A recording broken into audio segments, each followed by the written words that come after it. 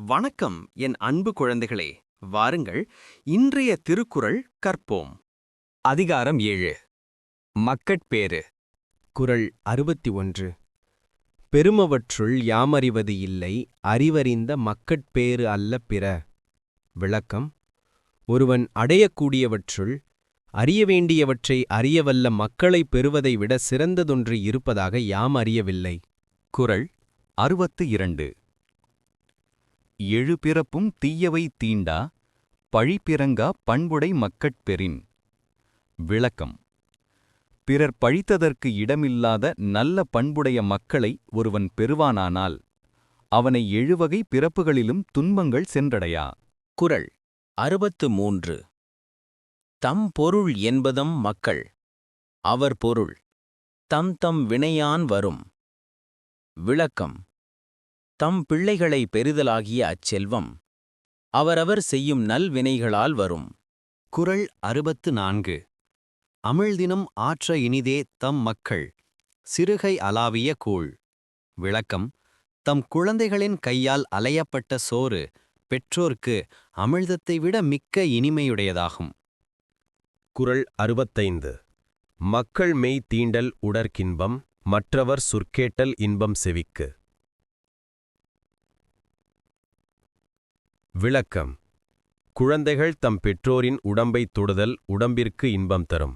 அக்குழந்தைகளின் மழலைச் சொற்களைக் கேட்டல் காதுக்கு இன்பம் தரும். குறள் 66. குழல் இனிது யாழ் இனிது என்பதம் மக்கள் மழலைச் சொல் கேளாதவர். விளக்கம்: தம் குழந்தைகளின் மழலைச் சொற்களை கேட்டு மகிழாதவர் குழல் ஓசையும் யாழ் ஓசையும் இனியவை எனக் கூறுவர். குறள் 67. தந்தை மகற்காற்று நன்றி அவையத்து முந்தி இருப்பச் செயல். விளக்கம்: தந்தை மகனுக்கு செய்யும் நன்மை என்னவென்றால் அவனை கற்றவர் சபையில் முதன்மை அடையுமாறு செய்தலாகும். குறள் 68. தம்மிந்தம் மக்கள் அறிவுடைமை மாநிலத்து மண்ணுயிர்க்கு எல்லாம் இனிது. விளக்கம்: தம் மக்கள் தம்மை விட கல்வி அறிவுடையவராக இருப்பது தம்மை விட உலகிலுள்ளவர்களுக்கு மகிழ்ச்சியை கொடுக்கும். குறள் 69. ஈன்ற பொழுதின் பெரிதுவக்கும் தன் மகனை சான்றோன் என கேட்ட தாய்.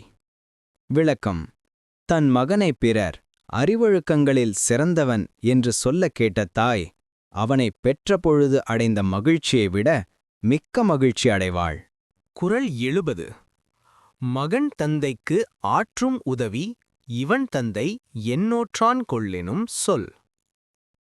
விளக்கம்: தன்னை கல்வியுடையவனாகிய தந்தைக்கு மகன் செய்யும் பதிலுதவி என்னவென்றால், இவனுடைய தந்தை இவனை பெறுவதற்கு என்ன தவம் செய்தானோ என்று சொல்லும்படி நடத்தலாகும்.